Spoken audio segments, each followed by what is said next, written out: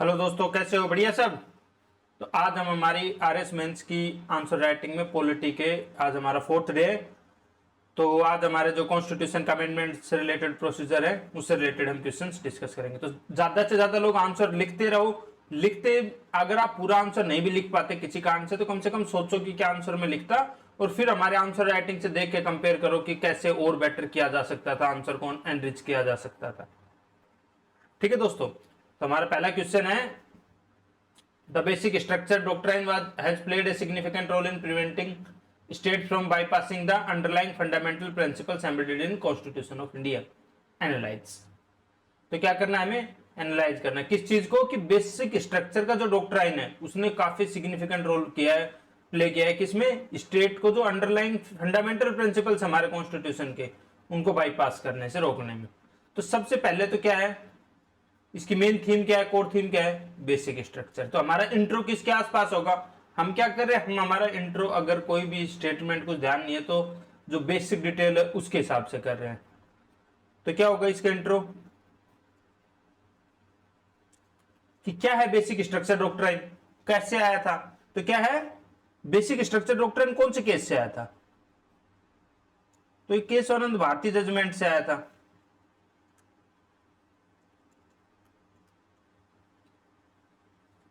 आपके तारीख ध्यान है तो 24 अप्रैल 1973 लिख दो, नहीं तो 1973 लिख दो, ये काफी है इतना। इसमें क्या आया था? अब उसके बाद आप क्या लिखोगे? बेसिक स्ट्रक्चर की डॉक्ट्राइन लिखोगे। क्या इसमें क्या किया था कि बेसिक जो हमारा केस भारतीय जजमेंट था इसमें इंश्योर किया था सुप्रीम कोर्ट की आज तक की हाईएस्ट बेंच 13 मेंबर बेंच थी इसके अंदर। तो क्या जो लेजिस्लेटिव पावर्स थे उन पे चेक और बैलेंसेस रखना चाहते थे, जिससे कि हमारे जो कोर प्रिंसिपल्स हैं कि बेसिक स्ट्रक्चर का मतलब क्या है, वो core principles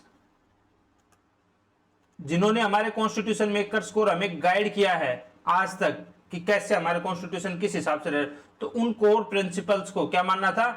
part of basic structure, जिससे कि उनको प्रोटेक्ट कर सके। तो क्या हमारा जो कॉन्स्टिट्यूशन है उसका जो बिल्डिंग ब्लॉक्स हैं वो सेम रह सके, साथ ही साथ चेंजेस हो सके जो कि डायनेमिक रूप से चेंज हो रहे हैं उनके साथ साथ चेंजेस भी हो सके, पर जो कोर प्रिंसिपल्स है वो सेम रहे। तो इंट्रो इसके आसपास रहेगा।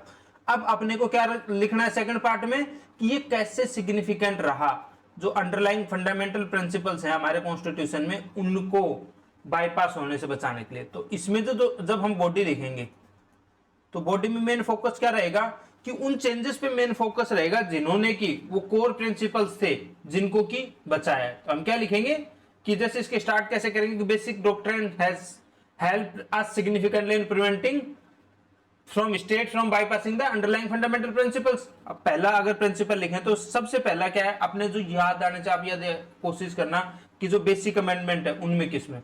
तो पहला क्या था? एनजेएससी एक्ट आया था, national judicial appointment commission act. NJSC act आया था 2014 में, सरकार लेके आई चाहते हैं सबसे पहले। तो ये किस चीज से रिलेटेड था? नाम ही क्या है इसका? National judicial appointment commission.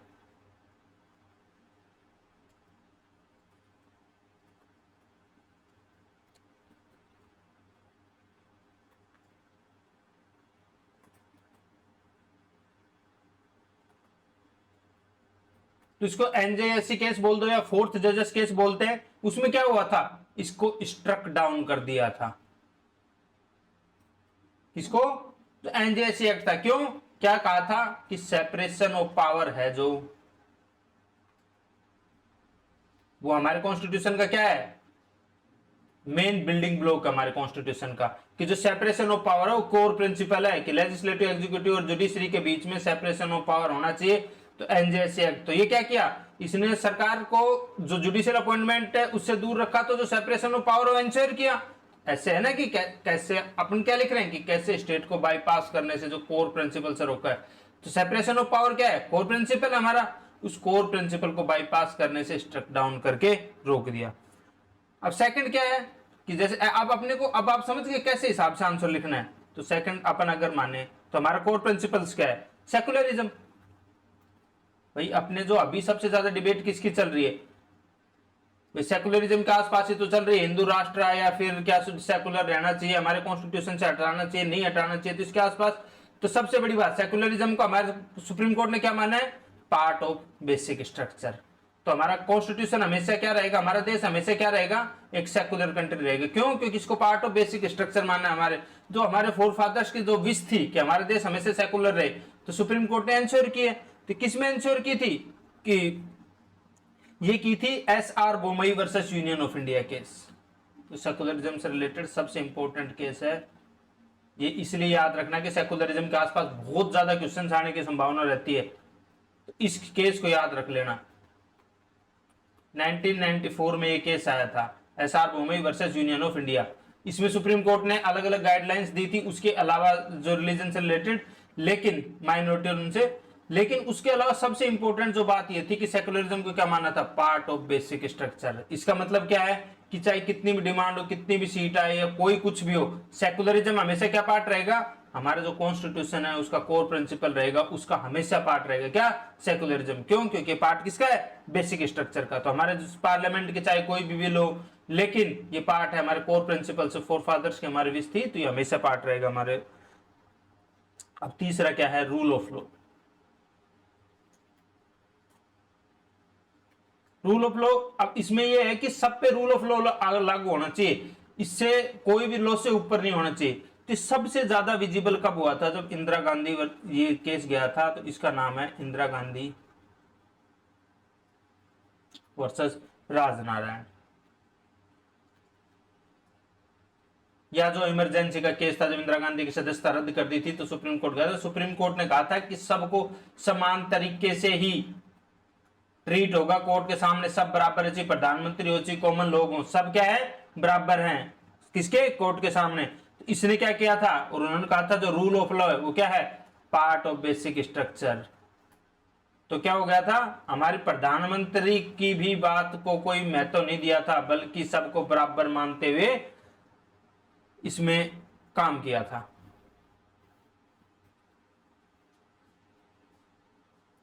उसके बाद क्या है, जो हमारे डेमोक्रेसी को पार्ट की, जो डेमोक्रेसी है हमारी, वो क्या है, पार्ट है किसका, बेसिक स्ट्रक्चर का। ये भी हमारे कोर्ट ने इंश्योर किया है। इसके अलावा सेपरेशन ऑफ डेमोक्रेसी को तो किसमें किया था, ये तो खीतो ओलान केस था, उसके अंदर किया है। वैसे सिंपली जो रूल ऑफ लॉ है, हमारा जो फेडरल स्ट्रक्चर है, इन सबको क्या है, पार्ट ऑफ बेसिक स्ट्रक्चर मानना है। उसके अलावा क्या है, आर्टिकल 32 है जुडिशियल रिव्यू, उसको पार्ट ऑफ बेसिक स्ट्रक्चर माना। उससे क्या है, आर्टिकल 32 को और 226 को मान लिया, तो इसका मतलब यह है कि judicial review part of basic structure रहेगा। तो आगे जो हमारी जो पार्लियामेंट की जो पावर्स हैं, उनके ऊपर एक लिमिटेशन लगा दिए, आर्टिकल 32 से अगर आप बाहर गए तो। और एक और बहुत ही इंपॉर्टेंट केस रहा है, वो है IR कोहेलो।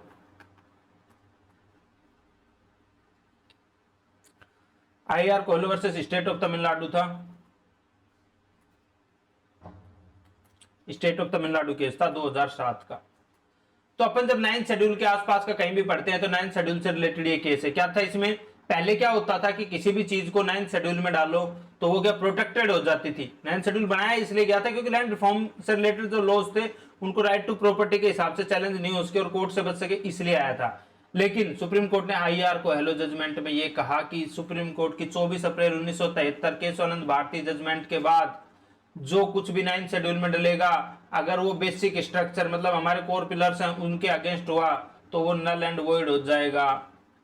क्या हो जाएगा, नल एंड वॉइड। तो इससे क्या है, लिमिटेशंस लगा दी हमारे जो भी जुडिशरी ने, जो हमारी पार्लियामेंट्री लेजिस्लेटिव पावर से state as well as centre की, सब पे क्या लगा दी, एक लिमिटेशंस लगा दी। इससे क्या रहेगा, चेक्स एंड बैलेंसेस बने रहेंगे। अब आपका कंक्लूजन जब आप देखोगे, ऐसे ही आपको कोई और पॉइंट जो याद आए, 5-7 पॉइंट याद आ रहा है, आपके कोई और पॉइंट याद आए तो आप वो लिख देना।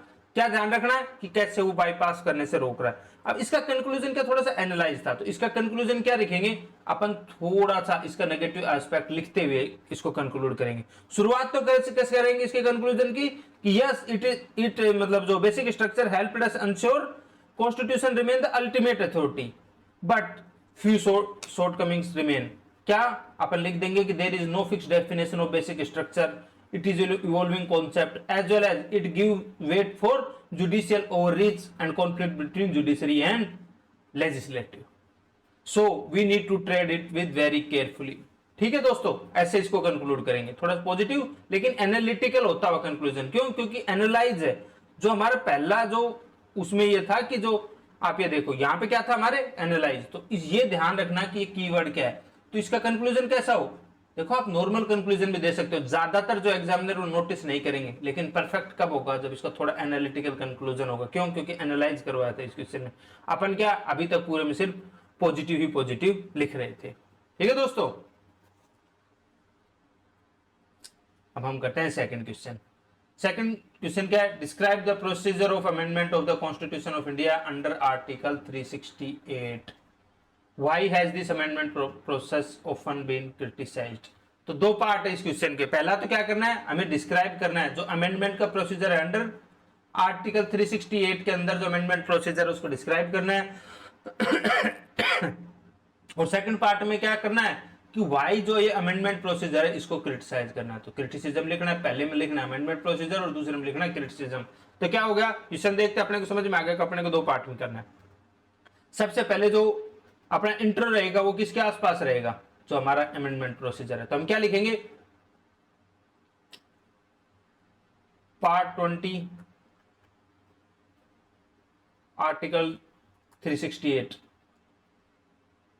provides mechanism for amending our constitution so that our constitution can be at par with the dynamic nature of requirements or the changing world और कुछ भी the changing technological advancements to or need of our country। इस हिसाब से लिखोगे कि किस भी की आर्टिकल 20 पार्ट 368 इसके आसपास आप क्या लिखोगे, इसके पास आप इंट्रो लिखोगे। ये चीज आप मेंशन करोगे। क्यों? पार्ट 20 भी मेंशन करना और आर्टिकल 360। आर्टिकल 368 बहुत इंपॉर्टेंट, इसके लिए पार्ट आपके ध्यान रहेगा ही। इससे क्या रहेगा कि थोड़ा सा ऐसा लगेगा हाँ फैक्चुअल भी है और आपको ये क्या लिखना है। अब उसके बाद मेन बॉडी में क्या लिखेंगे अपन, मेन बॉडी में अपना पहला पार्ट क्या रहेगा, अमेंडिंग प्रोसीजर।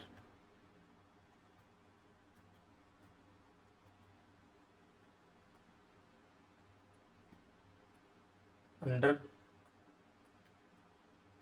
आर्टिकल 368 कि जो अमेंडिंग प्रोसीजर है आर्टिकल 368 के अंदर, तो क्या है amending procedure.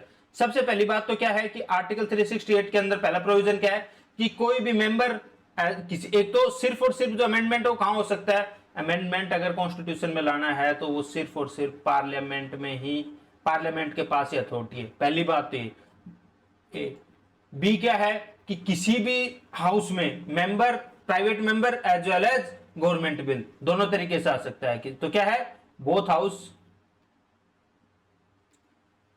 Private as well as government bill.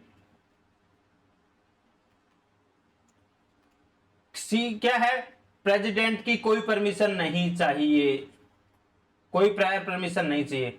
D क्या है, स्पेशल मेजोरिटी से इसको पास करना पड़ेगा, स्पेशल मेजोरिटी से पास करना पड़ेगा। आप सोच रहे हो सिंपल मेजोरिटी के भी तो होते हैं, जो सिंपल मेजोरिटी के हमारे अमेंडमेंट होते हैं उनको हम आर्टिकल 368 के अंदर अमेंडमेंट नहीं मानते हमारे कॉन्स्टिट्यूशन का। जो हमारे स्पेशल मेजोरिटी अमेंडमेंट है उन्हीं को आर्टिकल 368 के अंदर मानते हैं। उसके बाद भी अगर कोई फेडरलिज्म से रिलेटेड अमेंडमेंट है तो स्पेशल मेजोरिटी के साथ साथ हाफ ऑफ स्टेट की परमिशन भी चाहिए इसमें। इसके बाद क्या है कि इसको कंपलसरी है प्रेसिडेंट के लिए, इसको असेंट देना कंपलसरी है, ठीक है। और इसके लिए एक और क्या है, ज्वाइंट सिटिंग नहीं बुला सकते। असेंट ये बाद में आएगा, ज्वाइंट सिटिंग की बात पहले आएगी। आपको क्या लिखना है इसमें, बॉडी लिखनी पूरी की पूरी। आर्टिकल 368 क्यों कहते हैं, हमारी वो नहीं है। जब एग्जामिनर ने पूछा ही सीधा सीधा क्वेश्चन है तो आपको क्या लिखना है, सीधा ही आंसर लिखना है। क्या इसने अमेंडमेंट प्रोसीजर पूछा है, हो गया। सेकंड पार्ट में क्या पूछा उसने कि क्या क्रिटिसिज्म है किस चीज के, कि अमेंडमेंट प्रोसीजर को किस बेसिस पे क्रिटिसाइज किया जाता है। अब आपने अभी जो जो चीजें पिछले पार्ट में लिखी थी वही उसके क्या बन जाएंगे, क्रिटिसिज्म बन जाएंगे। पहला क्या कि सिर्फ और सिर्फ पार्लियामेंट के पास ही अथॉरिटी है, अपन ने क्या लिखा था कि पार्लियामेंट ही कर सकता है। इसमें क्या लिखेंगे जब अपन कि सिर्फ पार्लियामेंट के पास अथॉरिटी है, कोई भी स्टेट लेजिस्लेचर या स्टेट का कोई से नहीं है।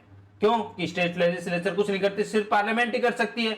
सेकंड नंबर पे अपन ने क्या लिखा था, फिर इसके बाद क्या था कि 50% स्टेट। तो अपन क्या है कि कोई टाइम बाउंड मैनर नहीं है और स्टेट को पास करने के लिए कोई time bound manner, plus only 50% state का ही चाहिए। वो भी क्या चाहिए, सिर्फ और सिर्फ सिंपल मेजोरिटी चाहिए। तो इससे क्या है कि कोई भी अच्छे तरीके से कंट्रोल स्टेट कर ही नहीं सकते, सिर्फ और सिर्फ नाम मात्र का कंट्रोल स्टेट का, कोई ना कोई टाइम है ना, सिर्फ और सिर्फ 50% का चाहिए और सिंपल ही मेजोरिटी से चाहिए। ये क्या है, क्रिटिसिज्म है अपने आप में एक। उसके बाद क्या है कि जो अमेंडिंग प्रोसीजर है वो सिंपल अमेंडमेंट की तरह ही है बिल्कुल, बस मेजोरिटी अलग चाहिए। सिंपल जो अमेंडमेंट है उसी की तरह है प्रोसीजर, बस मेजोरिटी अलग चाहिए। तो क्या लिख सकते हैं कि कोई स्पेशल ऐसे अमेंडिंग प्रोसीजर नहीं है, सिमिलर अमेंडिंग प्रोसीजर है, जैसा कि सिंपल अमेंडमेंट होता वैसे ही है। फिर अपन चौथा क्या लिख सकते हैं कि जो हमारा वो है, अब उसके बाद अपन छोटे छोटे जो गलतियां नहीं है, जो छोटी गलतियां वो निकालेंगे। क्या कि ज्वाइंट सिटिंग नहीं बुला सकते, कि जब दोनों हाउस हैं ज्वाइंट सिटिंग बुला के भी तो पास कर सकते हैं, स्पेशल मेजोरिटी तो चाहिए जब बाकी सब सिंपल अमेंडमेंट की तरह। तो ये बस बेसिक क्रिटिसिज्म होगा। उसके बाद जब आप कंक्लूड करोगे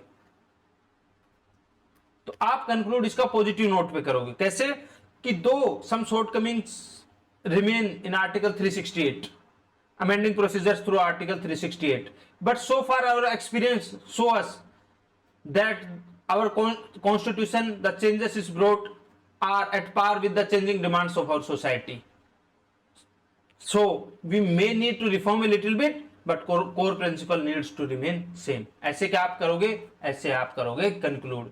ठीक है दोस्तों, तो कंक्लूजन कैसा होगा कि नेगेटिव के साथ पॉजिटिव आउटलुक दिखाता हुआ कंक्लूजन होगा इसका, क्योंकि ये सिंपल क्वेश्चन था, इसमें कुछ सिर्फ डिस्क्राइब करना था, तो अपन क्या पॉजिटिवली कंक्लूड करने की कोशिश करेंगे। अब हमारा तीसरा क्या है, highlight the significance of 106th constitutional amendment act. तो पहला तो क्या हो गया, हमें पहले पार्ट में क्या करना है, हाईलाइट करना है सिग्निफिकेंस किसकी, 106th कॉन्स्टिट्यूशनल अमेंडमेंट एक्ट।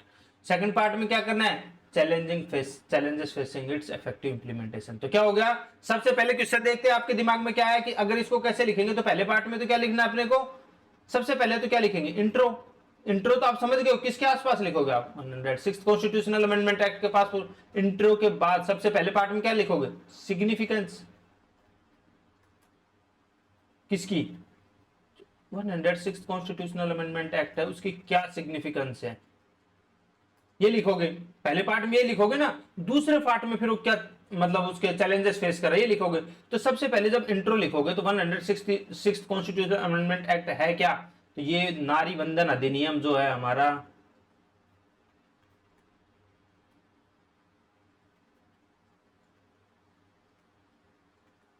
जो 2023 में महिला बिल पास हो गया, जिसके ऊपर अभी वापस से वो जो डिबेट चल रही है, जो डिलिमिटेशन बिल 2026 से आया था, जिसके अंदर कहा था कि औरतों को अभी काफी ज्यादा, हमारी जो रूलिंग पार्टी है उसके इसके विरोध में जो अभी डिलिमिटेशन बिल आया 2026 का, तो फेल गिर गया, तो आंदोलन भी कर रही है। पर यहाँ पे क्या है, 106th कॉन्स्टिट्यूशनल अमेंडमेंट एक्ट की जब बात करते हैं तो क्या है, नारी बंधन अधिनियम। अब इसमें क्या लिखोगे, इसमें क्या है, 1/3 ऑफ द सीट्स रिजर्व की है, किस किस में, लोकसभा, स्टेट असेंबलीज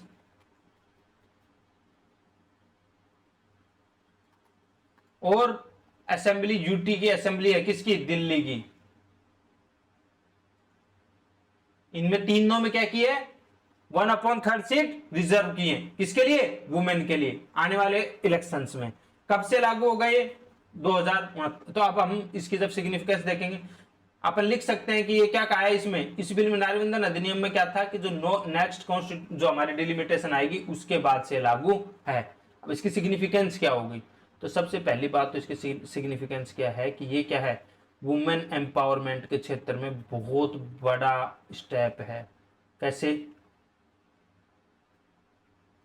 अभी हमारी कितनी स्ट्रेंथ है, सिर्फ और सिर्फ 74 वुमेन क्या हैं, एमपीज हैं लोकसभा में। कितने में से, 543 में से सिर्फ और सिर्फ 74% है, तो ये बहुत ही छोटा नंबर है, 13-14% ही हो रहा है। और जो मिनिस्टर है वो तो सिर्फ और सिर्फ हमारी सरकार में 7 है, 72 में से 10% भी नहीं है, जबकि वुमेन कितना है, 50% है हमारी वर्कफोर्स का, नहीं मतलब टोटल पॉपुलेशन का 50%। तो 50% लोगों के पास सिर्फ 10% रिप्रेजेंटेशन है, तो उनके राइट्स की बात कौन करेगा। तो इसलिए जरूरी था कि वुमेन एम्पावरमेंट के लिए, वुमेन राइट्स की बात के लिए कि हम क्या लेके आए, एक नारी बंधन अधिनियम को लागू किया जाए, जिससे उनका पार्टिसिपेशन पॉलिटिक्स में बढ़ सके। ये सारा आप सिग्निफिकेंस लिख के इसको आप एज पैराग्राफ फॉर्म में भी लिख सकते हो, जिससे कि आप अच्छे से एक्सप्लेन कर सको। कि आप कैसे कि वुमेन एम्पावरमेंट के लिए कैसे जरूरत है 7%, 10%। फिर आप ऐसे लिख सकते हो कि हमारे को इसके साथ साथ मतलब आगे भी बहुत ज्यादा जरूरत पड़ेगी। तो ये वुमेन एम्पावरमेंट और इसके आसपास ही लिखा जाएगा, ये इसमें आप कुछ नहीं कर पाओगे। अब इसमें क्या है कि 1/3 सीट्स हैं, तो क्या होगा कि नए नए लीडर्स उभर के आएंगे, जिससे कि क्या होगा, वुमेन राइट्स की ज्यादा से ज्यादा बात हो पाएगी। और जो जेंडर बायस है हमारी सोसाइटी का, जो पैट्रियार्कल हमारी सोसाइटी है, उसको भी हम पैट्रियार्क की जो सोसाइटी की वो थोड़ी कम होगी। जब लीडर्स वुमेन आएंगी तो हर फील्ड में वुमेन की एंट्री बढ़ेगी, क्योंकि रोल मॉडल्स बढ़ेंगी। तो इस हिसाब से पूरा का पूरा रोल मॉडल्स, नई एंट्री होगी, इस हिसाब से पूरा का पूरा इस आंसर को आप लिखोगे। किसमें? सिग्निफिकेंस में। दूसरे पार्ट में क्या है? चैलेंजेस।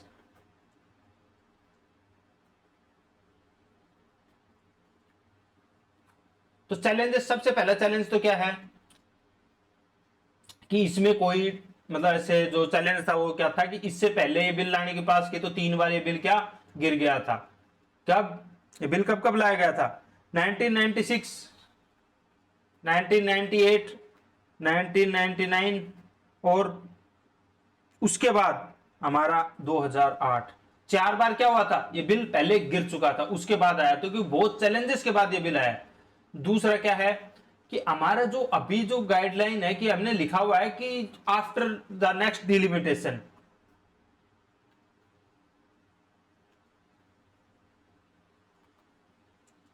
पर ऐसे फिक्स टाइम फ्रेम डिसाइड नहीं है कैसे क्या होगा, कोई फिक्स फ्रेमवर्क नहीं दिया गया है हमें।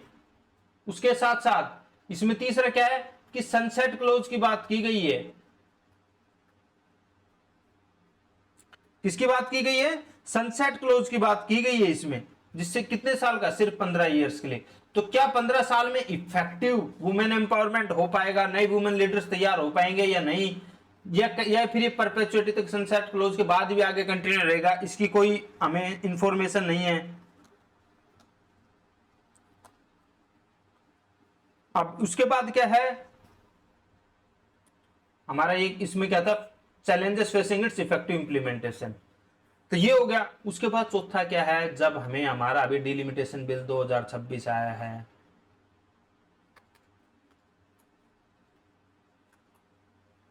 या फिर क्या था 131st कॉन्स्टिट्यूशनल अमेंडमेंट बिल था, जो अभी गिर गया।